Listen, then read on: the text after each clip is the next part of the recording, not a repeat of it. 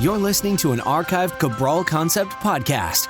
After listening to this show, check out the most up-to-date podcasts available at stephencabral.com/podcasts or search directly on iTunes.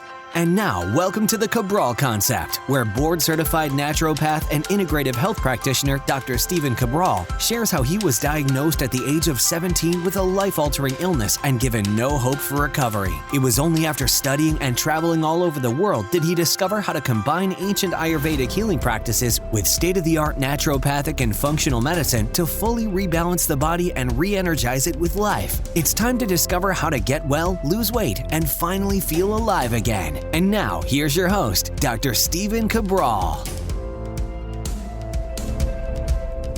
Hi, everyone, and welcome back to the Cabral Concept. Great to have you with me here today. Looking forward to getting into today's Training Thursday show as I sit here recording this podcast overlooking the beautiful San Diego Harbor, feeling very grateful that I have this amazing view on a pretty amazing day to record the show. So looking forward, like I said, to getting into it. And today I want to bring you the top 10, my top 10 that I use and that I recommend because they're the easiest ones to do.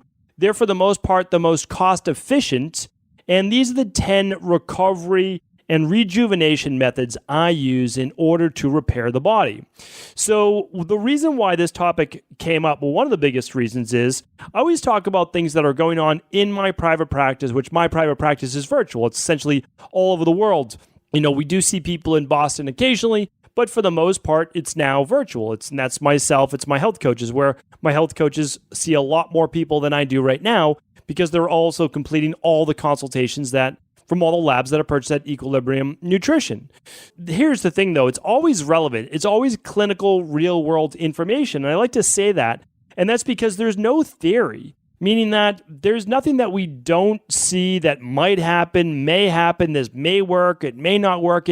This is what's happening right now. This is what's working, and we want to pass that along to you. And then you can do with the information what you wish. For the most part, it might not be relevant that day. But that's not why you should accumulate information. Information is you have it, it's there, you're knowledgeable when the topic comes up. So when you're out at the restaurant, like we're going to talk about today, you know what your best options are, or a friend of yours, a coworker, family. These questions come up all the time. So we try to make it as relevant as possible. It is always based on the research. However, it's stemming from the real world. It's stemming from real clinical practice. And that's what I'd like to bring in the Cabral Concept. I'll do the research. I'll read through the mountain of data, but I'm not going to bore you with the statistics. Now, there are articles that you can go to, and sometimes I link them up in different podcasts, things like that. And if you love that, I understand. Like, I get that. But for the most part, people that I work with in my practice, they're busy.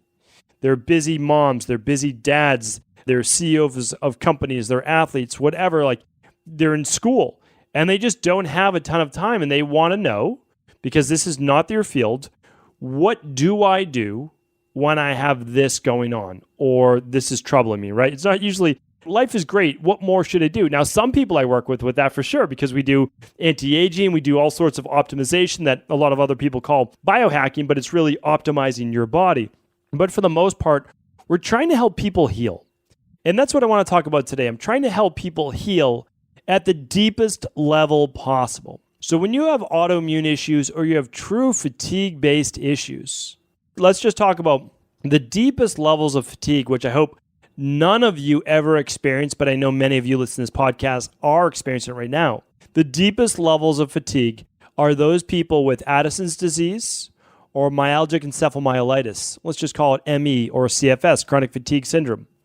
And the reason why I talk about this right now is those people are suffering at a level that most people never have any idea. And again, we don't wish these things on anyone, not even your worst enemy, because I've been there and it's a terrible fate.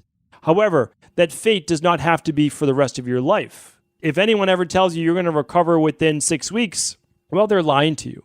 They want to sell you some ebook or whatever's going on. And that's not making fun of anyone in particular, because I don't know anyone that's saying that. But if they're saying that to you, it's simply not the case. But the case truly is, and I have the pleasure and also the challenge of working with a lot of people in this position. Now, the reason that I'm able to is because I've been there, I've done that, I know what they're going through. And so for me, I try to explain that to them because there's nothing I can do in the next 3 weeks, 6 weeks to make them all better. I wish that there was that thing, but I'm going to enable them to remove the toxicities, to repair to rebuild a lot of the deficiencies. That's the truth. There are so many. To re-regulate the systems of the body, which have a lot to do with electrolyte balance, and then also rebuild the cellular mitochondria, which, again, does not take 4 weeks or 6 weeks. We're talking a minimum of 12 to 16 weeks. And nobody wants to hear that, and that's okay. But when someone's really sick, you get incrementally better, and then you get your life back, and you feel amazing. Like that is how it works. And again, you can't plant a seed in the ground and expect it to bloom the next day, the next week, or even the next month. It's going to take a little bit of time. You don't also need to keep digging it back up, seeing if it's starting to sprout. You're only going to hurt it. You have to really enable the body. You put it in a position to heal. That's it. You have to put it in a position to heal itself. You can't do it. I can't do it. What we do is we put it in that position to heal itself. That's what it's all about. So today, there is no better way to put your body in a position to heal or recover from fatigue, brain fog, autoimmune, joint pain, inflammation, feeling run down, low mood, bloating because of stress, all of those reasons. Today is going to help with that. And that's because we have to look at how the body does its best repair work and rejuvenation work. And it does that by fundamentally shifting from a fight or flight or sympathetic nervous system where most of us live during the day and even into the night. And we have to make the shift to the parasympathetic nervous system. Now, here's a key that no one will tell you about. If you want to heal at an even faster rate, you need to keep your body in the parasympathetic nervous system longer, which means this. And I didn't realize this at the time. And again, you don't get taught this. I don't care if you're going to medical school, naturopathic school, chiropractic school, although actually they do a much better job in chiropractic school, depending on the school, because they teach the autonomic nervous system in depth. Okay, they teach the peripheral nervous system in depth. And that's why, although chiropractors are not taught the real deep knowledge of nutrition and in nutritional supplementation, they're taught at the deepest level of the nervous system. And that's why a lot of chiropractors make absolutely fantastic integrative health practitioners and functional medicine practitioners. They really do. Because they were never taught about labs. However, they are taught at a deeper level how to understand the body. And that's why, a lot of the old school books that I've read are from chiropractors who, like, turn of the century, 1900s, when they were just kind of coming about. They were very well-rounded, and it was interesting to look at that. But anyway, that's a little bit of an aside. So what I'm going through right about now is to go through my top 10, because these are real world, and I teach them. I teach them in the Integrative Health Practitioner certification. And I taught them in the Rain Barrel Effect, my book. I laid them out there. And if you're going back to the book, if you're using it as a reference, check out about to call it the module, but it's the module in IHP. But what you're looking at, and do keep in mind that IHP, the Integrative Health Practitioner, is a course for the everyday person, or it's a certification if you want to begin to then teach this to others as well. I mean, we have so many people who are just using it to heal themselves, heal those in their family, and that's a great way to do it too. But if you're referring to either one, the book or the course, whatever it might be, this is going into the rest chapter or the rest module in IHP. And I want to give you 10 of those, and I want to kind of dig into it. I want to really get into this. And the reason is, one of the big reasons is this. It took me a long time to figure this out, a real long time. And I would only figure it out as like every time I would get super stressed. It might be finals in college. It might be playing a pickup game of basketball when I was in college because my body was weak. It just wasn't where the level it needed to be. From an immune system, if you looked at me, you'd say, oh, like, this is sounding like egotistical, but you know that, and I've shared the story before, I did everything I could to keep myself in shape. And the reason was, it was the only thing that I could control. I couldn't even control my mind because I was so tired, exhausted, but I control my body. I control the food I put into it. So I exercised I tried to eat well, but my immune system wasn't there. So again, I couldn't play that pickup game basketball. I would get sick. Why? Because it was pushing me into more of that fight or flight, the sympathetic nervous system. What I needed was much more parasympathetic work and to stay out of that stress-based zone, even if it was fun stress, even if it was going out late at night with my friends, even if it was having a couple of drinks with my buddies, even if it was playing a pickup game of basketball. I needed to be doing more of the rejuvenation-based work. And the last part that finally solidified this was when I was studying traditional Chinese medicine in depth. Over and over and over, I was reading because they do such a great job at longevity. They really do. And then I did my internship in old Beijing in China, and I was at a traditional Chinese medicine hospital. So the amazing thing was that I had Sun Yi was the my English-speaking doctor that I was working under with the other English-speaking interns. And we just would talk. We became very good friends over the time I was there.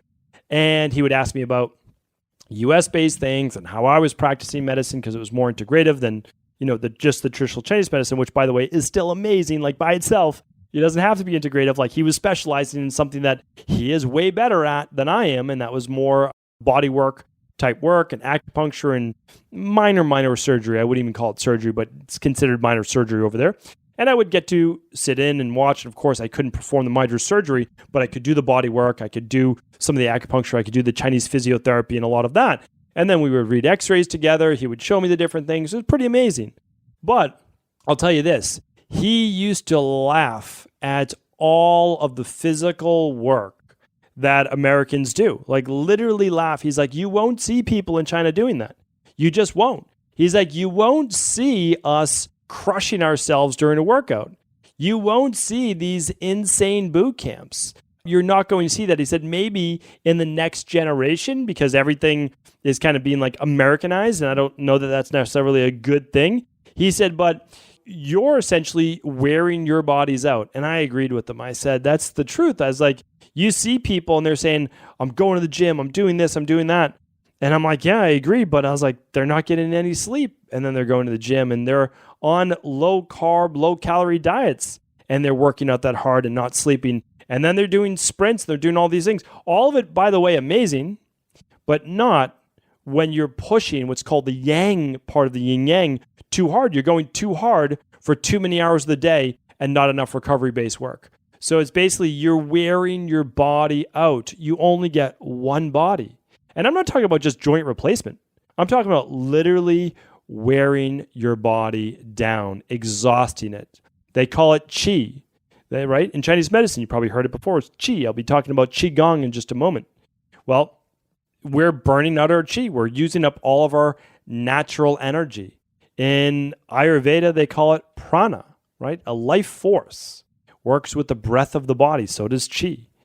Every form of medicine, except conventional medicine, understands this thing inside of us called our energy or life force.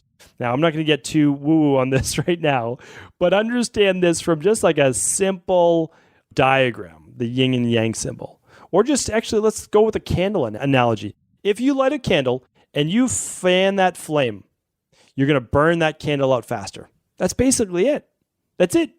The more you fan that flame, the more you do to make that hotter, to really light up that flame, you're going to burn the wax down faster. That's it. So here's what you can do to balance that in life so that you can live a longer life, you can get more energy, and you can literally bring balance to your body. Ultimately, there was many things that I did to get well. I wrote about them. I wrote a book on it called The Rain Barrel Effect, and it's the de-stress protocol. I'm giving the book, literally, this is what I did to get well. It's how I help people in my practice. It's how my team helps people in our practice. It's what the Cabral concept is all about. It's 8 parts, and I just lay them all out there. And so that is what I'm trying to give to people because there's no one thing. But you cannot just supplement your way out of this. You can't just eat your way out of this. You need to bring deep, rejuvenating, parasympathetic nervous system healing to the body. And all that means is relaxing the body, a true state of calm, telling it everything's fine, there's nothing to be worried about, and it's called PNS. So if I say PNS, it stands for parasympathetic nervous system, and it's the opposite of sympathetic nervous system, which is fight or flight. Okay, let's get right into it. So I'm going to give you my 10 that I recommend all the time in my practice, and you'll have seen me, I talked about most of these in the rain barrel effect, and all of them in IHP for sure. So the first one, we're just going to get it right out of the way because it's what everyone I'm sure is thinking. Well, you just need more sleep. Yes, you do. You literally need more sleep. Sleep, as long as you stay asleep, is how you best induce the parasympathetic nervous system. However, too many people are staying up too late, and they're also producing too much cortisol, which is not going to allow them to produce enough melatonin. I really implore you to go back and listen to my podcast on sleep. And the reason is that the more hours you get before midnight, the deeper your rejuvenation and recovery will be.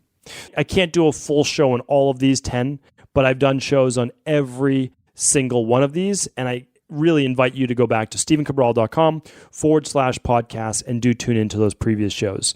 But right now, if you need to heal, meaning that, or even just say like you work out hard during the day, you've got a busy day, a lot of demands on you, you need to be getting that 8 hours of sleep. You really do. Make it a priority.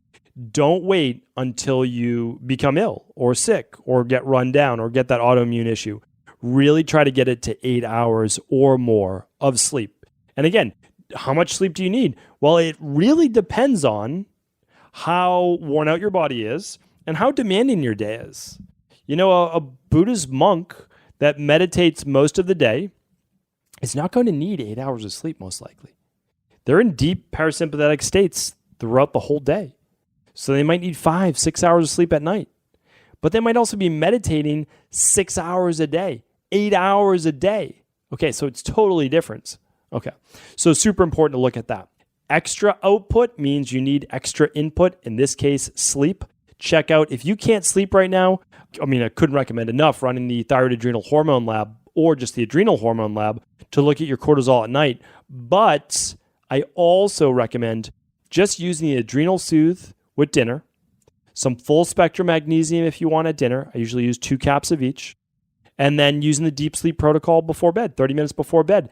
And that doesn't have to be forever, right? But you need to get yourself into that healing state. You need to get yourself asleep and stay asleep. Okay.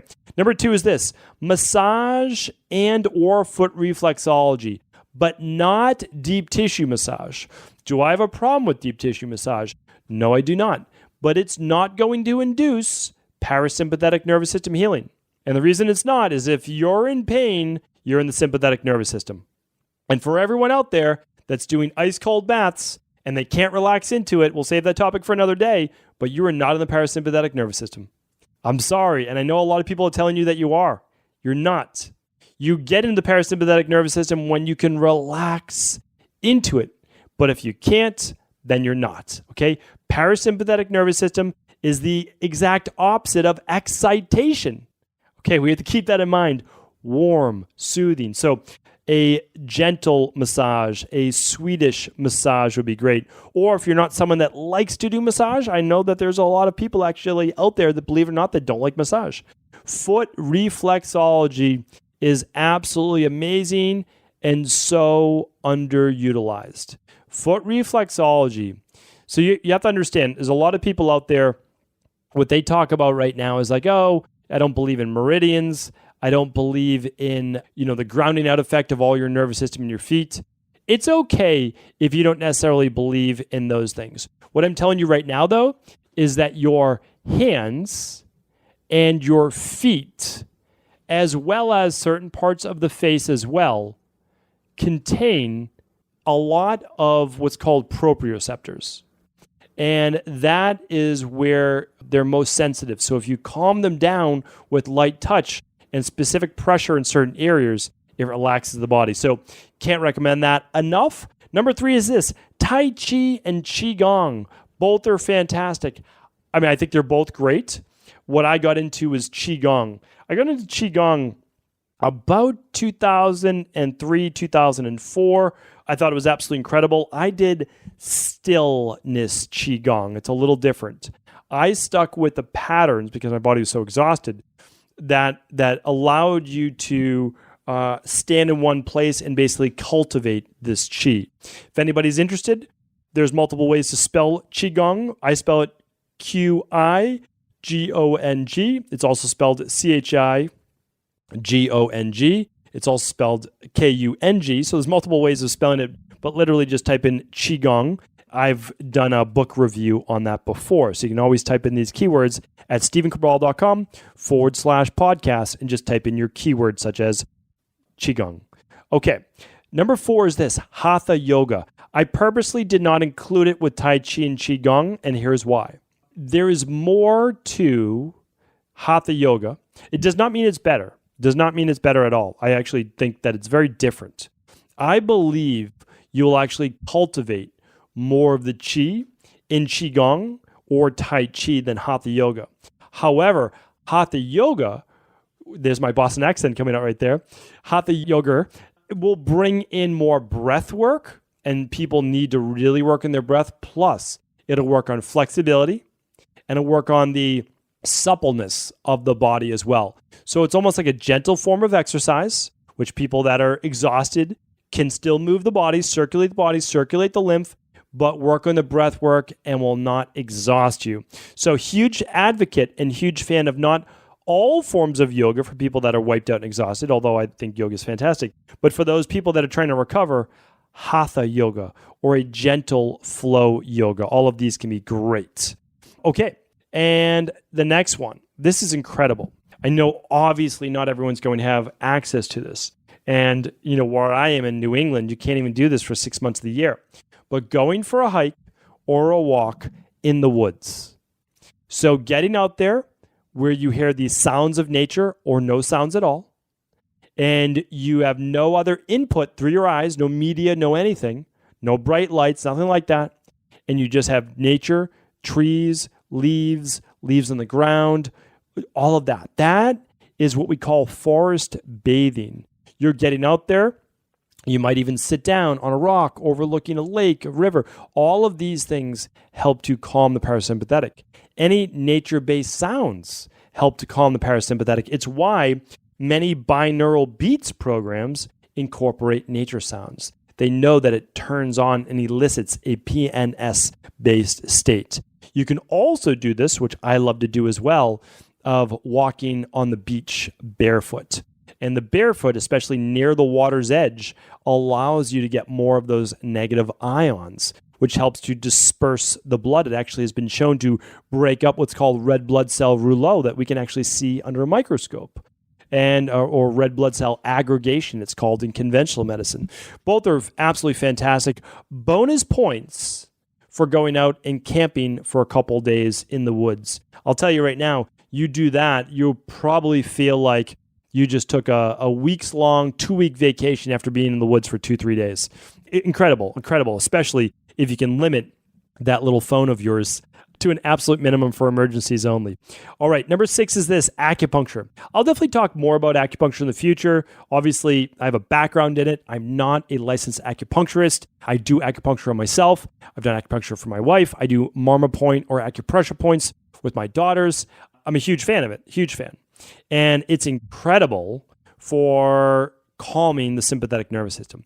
So if people ask me, what would be the number one thing you would recommend acupuncture for? Well, I'm not going to recommend it for H. pylori or parasites or things like that. There are other things that are more effective. And again, when I was in China, they know this. They're going to activate certain receptors for the digestive system, but they're going to give you herbs, such as the ones I've spoken about before, that are great for parasites, right? And you can see that. We have a parasite protocol. Check that out. But if you're dealing with nervousness, anxiety, insomnia, anything nervous system based, acupuncture, fantastic for it. Absolutely fantastic. Okay. Number 7 is this, one you may not have heard about, a float tank. You're going to see them pop up, I think, more and more. It's essentially a pod where you're lying on your back. Some of them close the lid. I know a lot of people don't like that, so they don't do it for all of them. You don't have to. That's called more of a deprivation tank. But you have to understand, the reason why a deprivation tank or just a float tank works so well, let's go back. What's a float tank? You're literally just lying in water with hundreds of pounds of salt that allows you to float on top of it so you're weightless. and you can put on earplugs, and you can put it on an eye mask or blacked out goggles. Why does this work so well? Remember, the more input, the more sympathetic nervous system. The less input, the more parasympathetic nervous system. So if you're floating there weightless, no input through the ears or the eyes, well, you're limiting, and no proprioceptors because you're just floating there. And you're basically bathing in warm water. So it's very gentle, very relaxing, nourishing for the body. And it's magnesium, because for the most part, they're using magnesium chloride or magnesium sulfate for Epsom salt. So absolutely fantastic. Check out a float tank near you if there is one. They'll be popping up more and more. We just got our first one in Boston about 8 months ago, so it's pretty cool. And I was the first one in Boston, actually, to bring an infrared sauna, which is, well, it was going to be our last one, but I'll bring it to you now since I just mentioned it. A sauna can be fantastic for inducing the parasympathetic nervous system. Learned this one from Dr. Lawrence Wilson back in the day. He was a big advocate, still is, of sauna. I'm a huge advocate as well. But remember, the higher the heat, the less relaxing it is for the body. So you can do super high heat for detoxification-based methods, but if you're looking at it for relaxing the body, then you might want to do somewhere around 150 degrees rather than 180, 190 degrees. So more like 130 to 150, which a lot of infrared saunas do. So it can be absolutely fantastic. And we were excited to say the very first ones in Boston to do the infrared sauna. So it's pretty cool.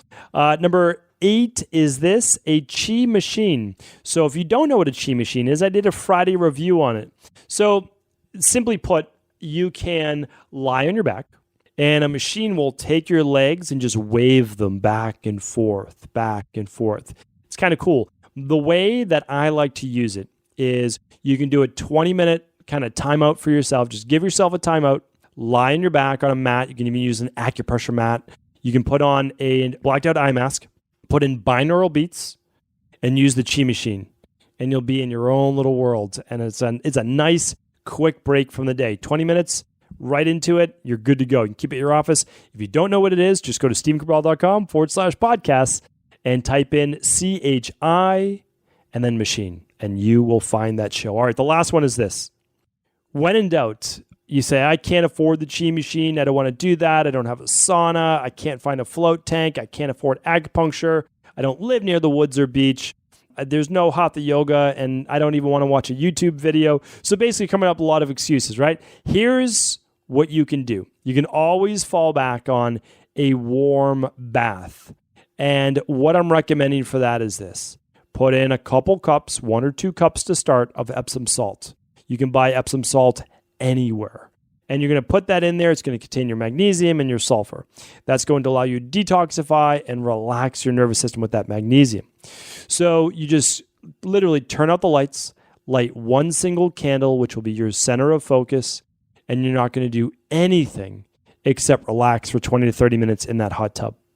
If you don't have a bathtub and you still want some of the benefits of that, you will fill up a bucket of hot water. You'll put Epsom salts in that water. You can do this for your bath as well. And a couple drops of lavender essential oil. It can be eucalyptus essential oil. It can be whatever essential oil that you really enjoy the smell of. But lavender has been shown, it's just one of many, to induce a relaxation-based state. We use lavender-based spray for my daughters when they were younger to help them relax. We still use it to this day. And we used it in all of my treatment rooms, massage treatment rooms, in the wellness center. And every therapist knew before every appointment, between every appointment, we basically cleanse that room with that lavender essential oil spray. So that's an easy way. And you can do a foot bath. Again, if you don't have a bath, you'll just put your feet in that warm water, maybe put on some binaural beats or some spa-based music or just nothing. And just that single candle, and that'll be your meditation right there. So relaxing the body. So essentially what I did today was just take you through all easy to relax methods and inducing that parasympathetic nervous system. Where really in all of these methods, you kind of take your mind out of it. That's one of the most important things. The body can often keep up, but the mind is so overstimulated in our society. So this is what I'm recommending to you. Just as a real world example, when I got to San Diego a couple days back, I've been traveling now for 2 months, and it's wearing on my body. It really is. I travel about twice a month until I take some time off in March. And right now, I'm at the tail end, and my body's saying, stop switching time zones, stop doing so much. And when I got on the flight that morning, I knew that my body was getting run down. So immediately, what I did, believe it or not, like through the power of the internet, right? I found out where I was staying. I found out where the closest wellness center was, and I booked a massage that included reflexology and a sauna-based appointment. That was 90 minutes. That was basically a 90-minute appointment. And what did it cost? A little over $100. And I went to bed. I got my green juice. Well, actually, I didn't get a green juice. I always bring my daily fruit and vegetable blend, and I bring my daily nutritional support. Did an extra one of those in the afternoon, just try to hydrate my body after being on the plane. I went to bed earlier that night, basically just trying to stay on East Coast time. So I went to bed, it was 11 p.m. back home. Typically, I would go to bed at 10 back home. And I went to bed at 8 p.m. here. And so then I slept until 4:30 a.m. the next day, which would be 7:30 back home. So I got that extra sleep. I got all that. I woke up feeling fantastic, feeling great. Why? I caught myself starting to get run down, immediately said, okay, I've got work to do. I've got all sorts of stuff. I'm going to have to put it to the side for a moment because I don't want to wear out my body. I've got a lot of meetings out here. I did the massage. I worked on my breathing. I used my binaural beats. I did the sauna and relaxing hot shower before bed, calm the body down, deep sleep. I have all my sleep stuff here.